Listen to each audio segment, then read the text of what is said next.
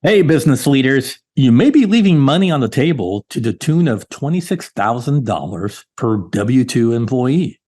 Over 75% of firms are now cashing in big with the Employee Retention Tax Credit. But let the experts help you. The CPA pros at ERTC Solution will chase down every cent for you. Visit actionertc.com. A few clicks and you're all set. That's actionertc.com. The future of work isn't about shareholder value, technology, metrics, or automation. It's about being human and putting people first through actionable love. Welcome to the Love in Action podcast, where we hold deep conversations with extraordinary people to help you grow as a leader and expand your business. Here's your host, Marcel Schwantes.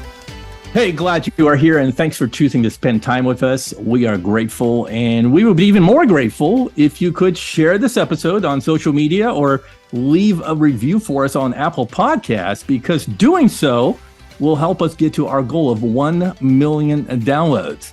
So one of my favorite things about doing a show like this and doing the work that I do as a leadership coach and a speaker is that I get to meet other people leaving their mark in the world who believe in this grand idea that human leadership, the very things that we talk about here weekly, is going to drive your success.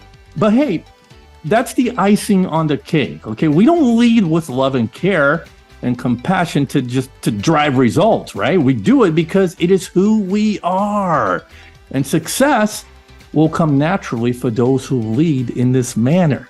So when a guest comes to the show and with a book or a topic that aligns with my own, I get geeked up. Okay, so a few months ago, a book came across my desk, and I'm telling you, it was just a slam dunk for me. Okay, the book is called "Be Human, Lead Human: How to Connect People and Performance." It is written by Dr. Jennifer Nash. So in this book, "Be Human, Lead Human," Jennifer invites her readers to radically disrupt their leadership thinking and practice, which we're going to do today, to lead more effectively in this post-COVID-19 world. So her framework is research-based, and this book is packed with actionable advice and tools to help us lead more effectively. Look, expect to be a student and learn today from one of the best, okay? I'm including myself in that bunch. So Jennifer Nash is an executive advisor, leadership development consultant, and author who partners with Fortune 50 executives to achieve performance goals driving positive business outcomes.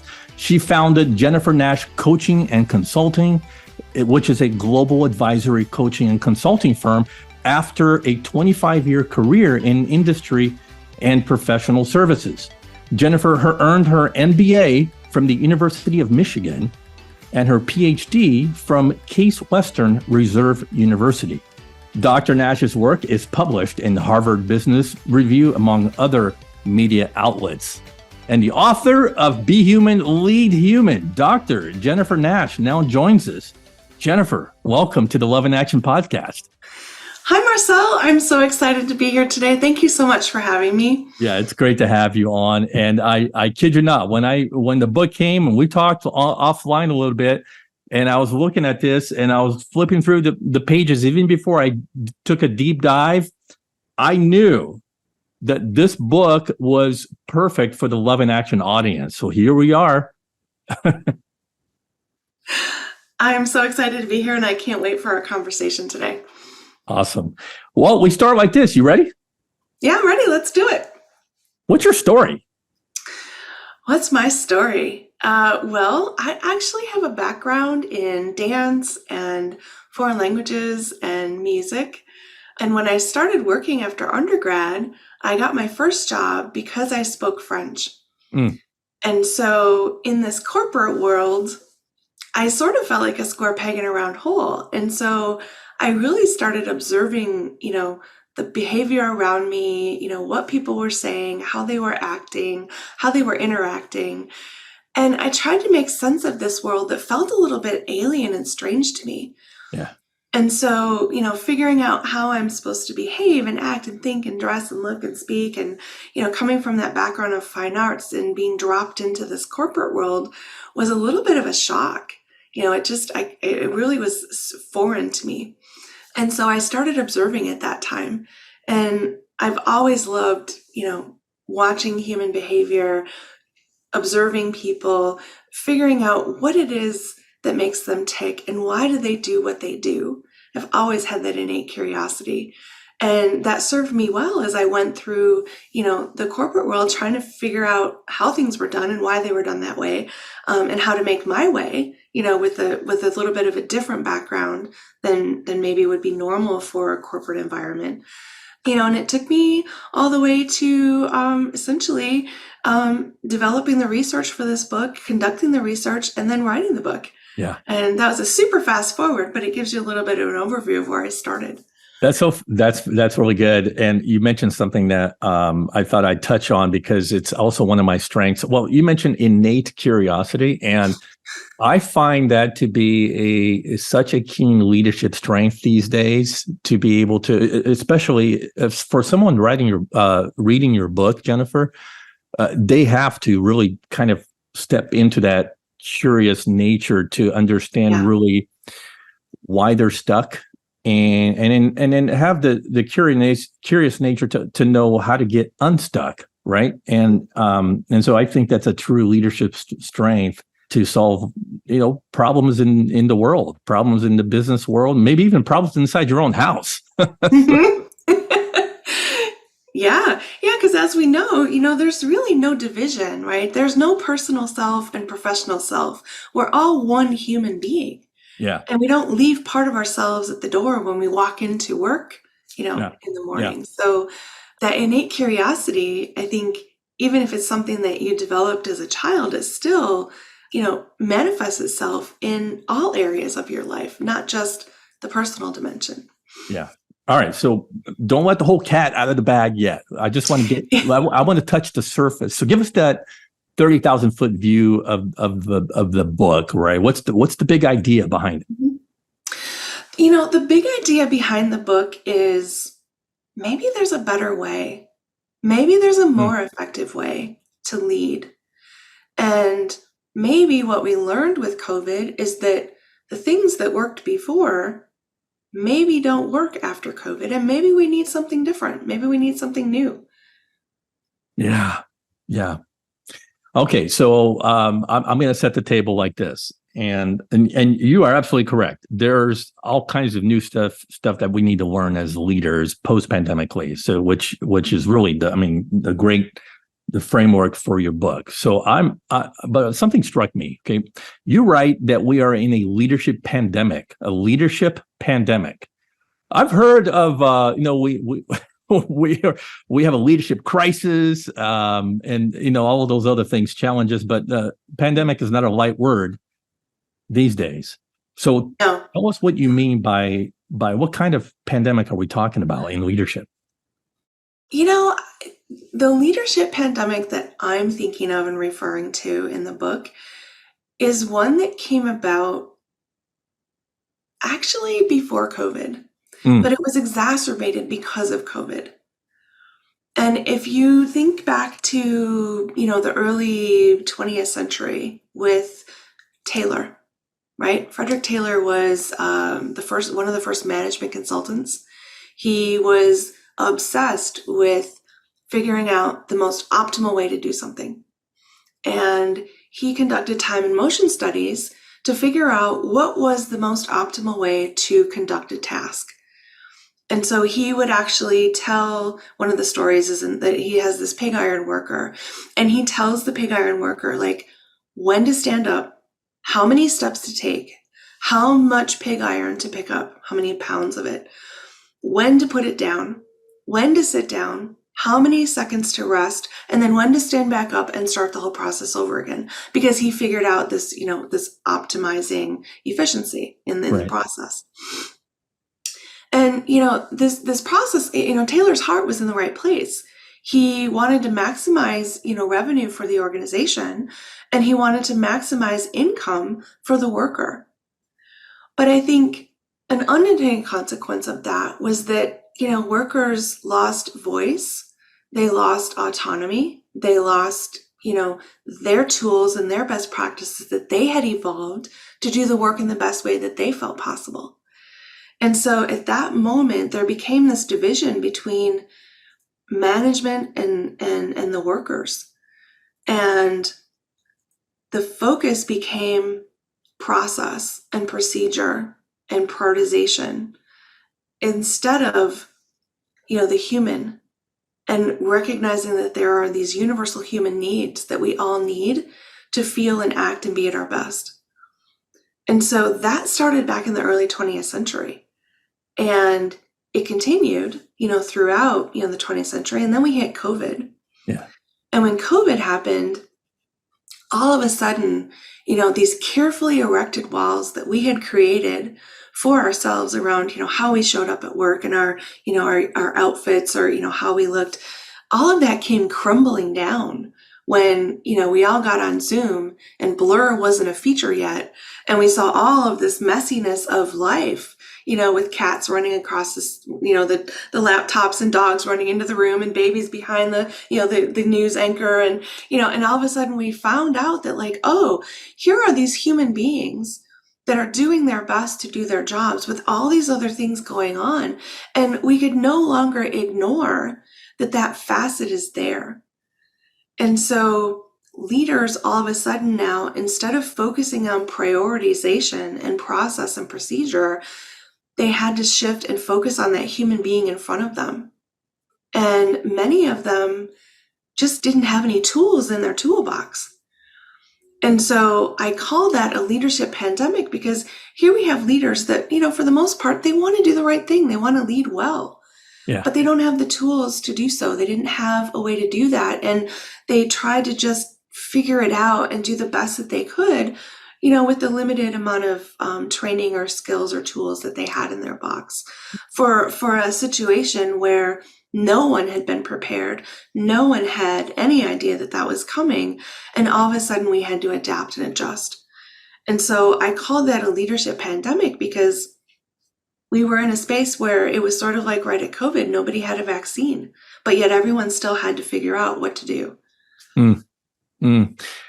How much of that would you attribute to maybe how leaders, because you mentioned even early 20th century, how leaders are still hanging on to the belief system of the past or even the behaviors of the past. So it's old school mentality still at work. Oh my gosh, Marcel, we see this every day in the news, right? Every day there is another CEO saying, I want people back in the office. Yeah. I want to go back to status quo. I've had enough of these Zoom calls. I just want to see people in the office. And, I have to wonder how much of this is, related to money, right? They've got office space that they're not filling and they're paying for. How much of that is related to trust? We know from research that during the pandemic, employers rated their employees as having higher productivity than ever. And yet that doesn't seem to factor into this conversation of the fight to work from home and return to the office. I just saw a study yesterday that was saying that something like 93% of CEOs estimate that within 5 years, 100% of workers will be back in the office full time. Wow. And I have to stop and take pause at that, because it really makes me wonder, if we are still having this conversation, why are we so tone deaf to what our employees want and need to be able to work at their best? Why can we not figure out this new normal and move forward? What is it that keeps pulling us back or pulling many leaders back to the status quo? And I think part of it is that humans dislike change. Yeah. We like safety. We like comfort. We like the predictability of routine. And for some leaders, that pull is so strong that they just can't get comfortable in this new normal. And they just want to go back to, the world in 2019. And that's never going to happen. Pandora's box has been opened. Right. And I might even throw in the element of fear when you don't know of something. Your reaction to fear is to go back to how things used to be comfortable, right? Yes. Yeah. Yes. And, I would say, there's also here an elephant in the room, right? Mhm. Let's really talk about what's going on and get down to brass tacks when these leaders want people back in the office. What is it? Is it a power issue? Is it a control issue? Is it a trust issue? Is it a fear issue? Is it a money issue? So likely it's a little bit of all of that all wrapped up in one. Sheesh. Yeah. Okay. I want to set up the change we must make from being stuck in this old belief mindset with old behaviors that hold us back to becoming the leader of the future, right? And I want to do this with storytelling. So Alan Mulally wrote the foreword to your book. And for those of you that don't know Alan, he is the former president and CEO of Ford Motor Company and former CEO of the Boeing commercial airplanes. So just to get a sense of Alan's accomplishments, Time magazine once called him one of the world's most influential people, Time magazine. So you have this awesome illustration of how Alan turned Ford around through his leadership, which was really human leadership. And, I'm familiar with that story, but I know that for those of you that aren't, I'm going to ask Jennifer to kind of give us a little bit of a highlight of this success story because there's a whole lot of human leadership in there. So you quote Alan, but I'm going to go ahead and just let you just share some of that story that from your book about Alan. Mm-hmm. Yeah. So, Alan Mulally was a airplane guy, and Bill Ford called him up and said, "Hey, I need to turn around this company." And I realized that I can't do it. I've been trying. And kudos to him for, having that vulnerability and courage to recognize that. And so he was able to bring Alan over to Detroit. And Alan, started in September of 2006, at Ford Motor Company. The house is on fire. And, he's brought in to basically save the company. And so the interesting thing I found out about Alan was that he may have started officially in 2006 and been named as the CEO, publicly to the world. But for a couple months before that, Alan was in Dearborn already. He was doing a listening tour. He was going around to the factories. He was talking to people. He was asking them what was working well, what wasn't working well, and it was so interesting to me that, he just went around and did this, and maybe people knew who he was at the time and maybe they didn't. But for him to just start at the ground level like that and gather the voice of the people and use that to inform how he wanted to help transform the company and save Ford Motor Company going forward, I thought was brilliant. Yeah. So there's a quote that you use in the book, and Alan said, "Who you are as a person has everything to do with who you are as a leader." Yes. And I thought about this for a while, and so I thought, well, that begs the question. I mean, is leadership for everyone, or stated in the other way, Jennifer? Yeah. Can any person be a leader? Mm-hmm. I think that we all have leadership qualities. I think some of them are innate, some of them are learned. And I think that when we decide that we want to be leaders of people, there is more of an effort that's placed on developing some of the skills that we need. And so when you think about that quote, who we are as people has everything to do with who we are as a leader, reflects this idea that we have these skills and talents, and that we are one human being. Yeah. That the things that make us who we are at work are exactly the things that make us who we are at home. And there isn't that division between the personal and the professional in that way. And so the values that you have as a person, outside of your workspace, are actually those same values that you're using to guide your decision-making and behaviors in the workplace. There's no difference.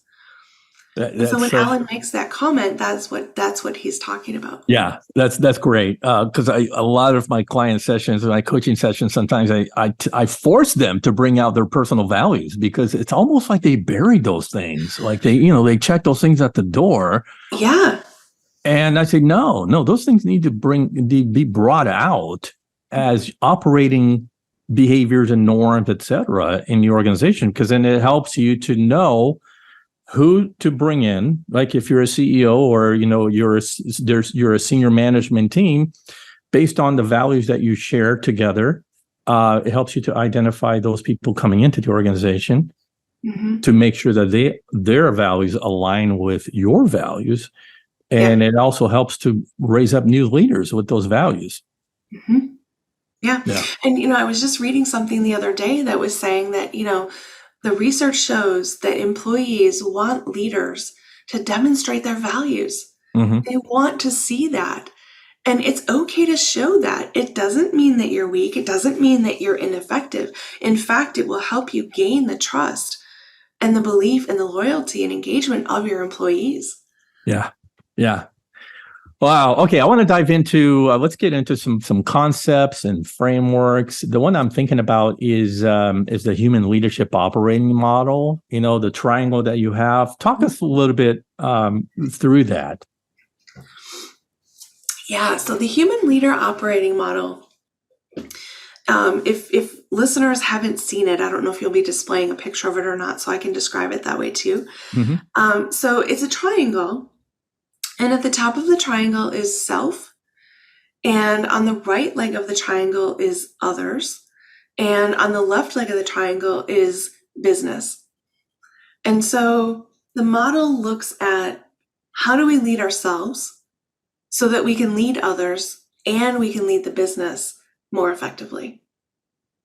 And then the way we do that is we have the 3 legs of the triangle, which are the strategic focus, the human element on the right, and then the relational connection on the bottom. I want to piggyback on that because to me, a lot of the stuff that I teach and coach on is how to lead others, but I don't have the piece of the puzzle yet because I bring in other consultants to do that. Maybe I'm going to bring you in next for some of my client sessions, Jennifer.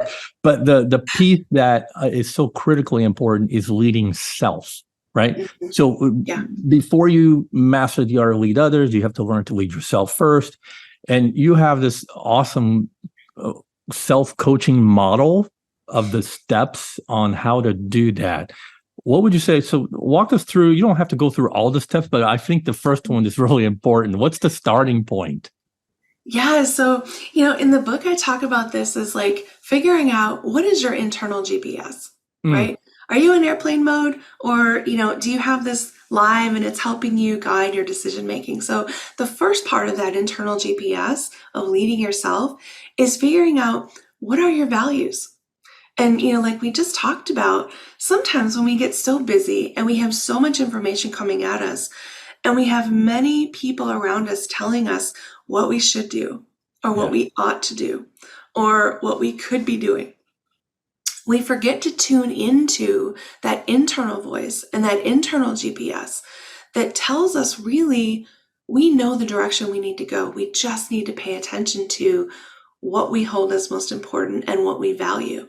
Yeah. And, often I find with my clients that either they've strayed from those values, because they've gotten so busy with everything else around them, or sometimes it's been a situation where they've just simply never sat down and taken the time to articulate what those values are. And often I'll find that there's a vocabulary issue where they think they can describe it, but they don't quite have that word to articulate and be very precise about it. And so we spend often quite a bit of time on what are those values. And then once we have the values articulated clearly, then there's a prioritization part that goes to that, right? And most often, people will find that there are maybe 1, 2, maybe 3 main values that guide the majority of their decision making and how they make decisions. Yeah, well, it's like we're an echo chamber again because the values keep coming up. Yeah. So in leading yourself. All right. So then we move into leading others, and I know that you know this, and I know this, but a lot of people may not put the importance on relationships as sort of the primary focus of leading other people. Seems like a no-brainer, right? And common knowledge, but it's not common practice. Marcel, it's really not. And, for the many times that I talk about relationships with people, either in the interviews for the book, in the follow-up conversations, there was generally this perception that relationships don't belong in the workplace. Relationships are extracurricular. I don't want to go to a happy hour after work because I'm not being paid to just sit there and have a drink and, build a relationship with somebody. I don't want to go do kumbaya and sit in a circle and, hold hands. And so there were all these different beliefs about relationships in the workplace when I would ask these questions during the interviews. And, about, I would say 80% of the leaders that I interviewed didn't place any emphasis or priority on building relationships with the people they're working with. And that was astounding to me, and then I had other people who were on the complete end of the spectrum with Alan, who, spent 100% of his time building relationships. That was his job. Right. And so it becomes a question of how do you define the responsibilities of a leader? What is that role evolving into? Back with Taylor, we had sort of a break between the interaction between the manager and the employee. And it was no longer this personal relationship. It was a transactional relationship. And fast forwarding to today, there is still a little bit of that mindset and belief that, I'm the leader. I tell this person what to do. They do it. They produce the work and we're done. And the interesting part about that is that there is such an opportunity to build a transformational relationship where each party learns and grows and shares with the other, that there should be a lot more emphasis placed on, building relationships in the workplace, because that is what helps work get done. It's the glue that holds the social fabric of the organization together. And at the end of the day, it's building those relationships with people where they know that you as a leader care about them and that you are important to them. And it's not just the output that they are producing that matters. It's them as a human being. And you see that person in front of you, as a father, a mother, a daughter, a husband, a wife. They have, different aspects to them that make them who they are. It's not just the work that they're giving you. Yeah. So we may know that relationships are important. We're stressing it right now. Relationships are important in the workplace from a leadership standpoint. All right. And yet we're still not able to do it. And some of us don't value it enough, or maybe it's a blind spot. We don't acknowledge it, like you said earlier. So there's two sides of this. Mm-hmm. So what would you say is, for those of us that are aware that relationships at work is important, what's getting in the way? What is it that they have to know, that they have to get around? What are the blocks? Mm-hmm. I think some of the blocks are, these beliefs that we have that relationships don't belong in the workplace. And I would argue that the work is the vehicle for the relationship. The reason we're coming together and having conversation and collaborating is because we have something to accomplish together. And as a leader, the leader's job is to figure out the vision of what that is, and then inspire people to go on that journey with them and work together to do that at the same time. Yeah. And that's where, the principles and practices of, human leadership come into play. Just like, with Alan at Ford, he had his principles and practices of working together, which is the way that he accomplished people building relationships and collaborating to accomplish the goals that they needed to accomplish to save Ford Motor Company. Yeah.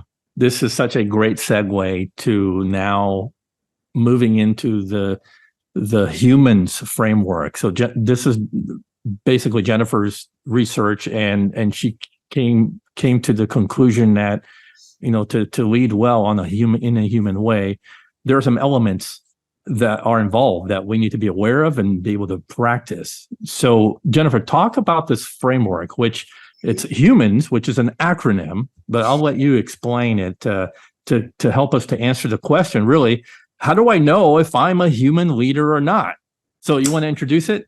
Yeah. So the humans framework came out of all the research that I did for the book. It addresses the universal human needs that we all have as human beings. Some of those needs are psychological safety. Some of those needs are belonging. Some of those needs are, self-actualization needs, related to accomplishment and achievement. Some of those needs are cognitive. We need that mental stimulation and challenge. And so these needs that I've developed in this framework called humans relate to each of those dimensions. And so hearing is the first dimension, understanding is the second, mattering is the third, appreciating is the fourth, inspiring is the fifth, and seeing is the sixth. And Perfect. It's all connected in a framework that is founded on relationships, which powers the energy for that framework. Yeah, don't worry, folks. We're going to get into a few of those. But for the sake of time, and gang, go and get Jennifer's book to fully understand and start practicing everything in that framework. But of all those elements, which should we dive into the most here? I think let's talk a little bit about understanding.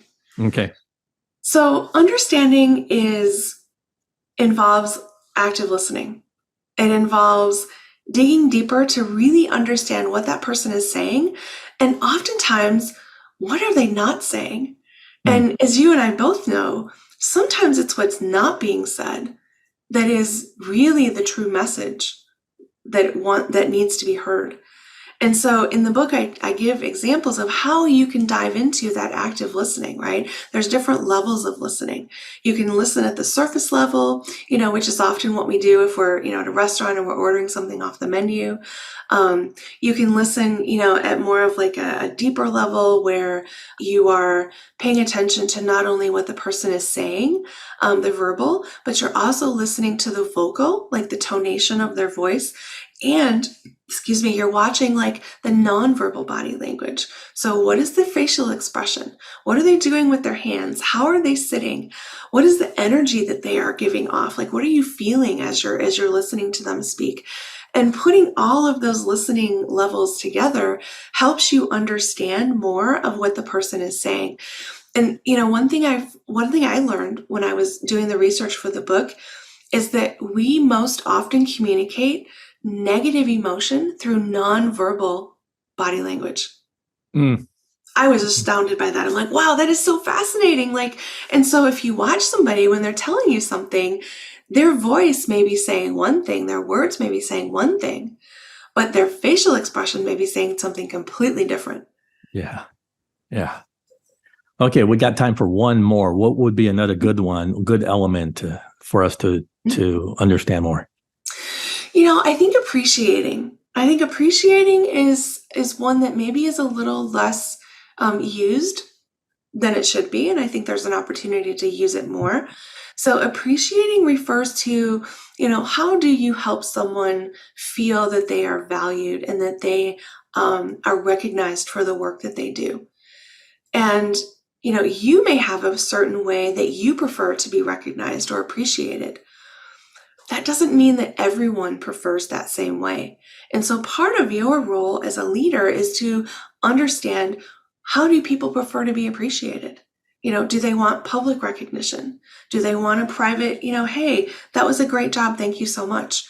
Or do they want it like shouted out to the rooftops in like a town hall or a webinar, So taking the time to figure out how they want to be appreciated and then what that appreciation looks like.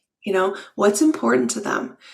Do they want a gift card? Do they just want some kind words? Do they want something written up? Do they want a trip to the Bahamas? What is it that means something to them that they will take away? There was something I was watching on TV, and the person had it was something I was reading on LinkedIn. And this gentleman, I think he was working for Burger King, and he had not missed one day in his entire 30-year career at Burger King. And to reward him and show him their appreciation, I think it was Burger King. I hope I'm not getting that wrong, but they sent him a gift bag that had a couple trinkets in it and a little bit of swag and maybe like a Burger King t-shirt to thank him and appreciate him for never having missed a work day. And I think people were so outraged by that. Maybe it was on TikTok, but people were so outraged by that they set up a GoFundMe for this gentleman, and it funded him enough where he could have a retirement and That's he could take awesome. a vacation because he I had love never it. taken one before. I love that. Well, I love that example. What I don't love is the fact that sometimes people may not feel appreciated by an act of appreciation. If that Yes. makes sense. And that has everything to do with my boss not understanding who I am, or my boss not knowing who I really am. So that goes right back to relationships. Yes, exactly. Exactly. Yeah. Wow. You know, for me, like one of the ways I always wanted to be appreciated was I love to learn. You know, I'm always innately curious. And so the best way that an organization could have shown me appreciation for the great job that I was doing was to reward me with, you know, sending me to a certain training class. Yeah. Or, you know, paying for a course at university that I wanted to learn something about, or, you know, just helping me develop and grow in that way. Yeah. And it was rare that happened.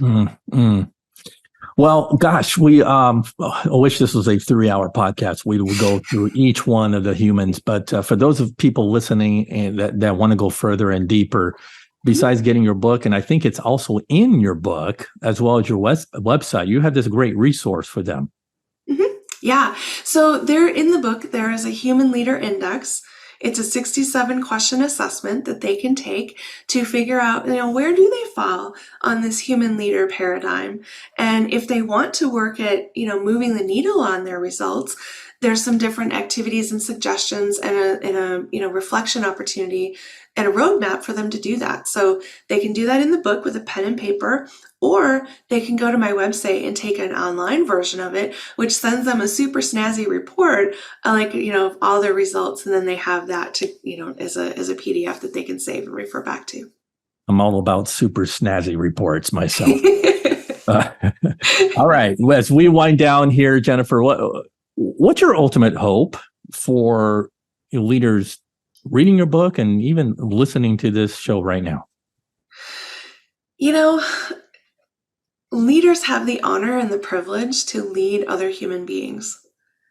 And I think we each have a responsibility to do that in the best, most humane way possible, and do that with love and with caring and compassion and empathy. And it, you know, for listeners, you know, if they take away anything from this podcast today, you know, I think there is an opportunity for all of us to focus on what we can to make us be the best we can possibly be and be the best human beings we can possibly be, so that we make the world and the world of work a better place.